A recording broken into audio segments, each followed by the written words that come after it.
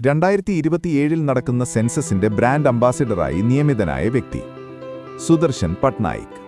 കേരള ഹൈക്കോടതിയിലെ ആദ്യത്തെ additional solicitor ജനറലായി ASG കേന്ദ്ര സർക്കാർ അടുത്തിടെ നിയമിച്ചത് അഡ്വക്കേറ്റ് പി. ശ്രീകുമാർ.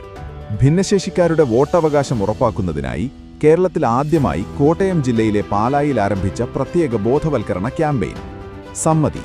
2026 ആബേൽ സമ്മാനം ലഭിച്ച ജർമ്മൻ ഗണിതശാസ്ത്രജ്ഞൻ ഗേർഡ് ഫോൾട്ടിങ്സ്.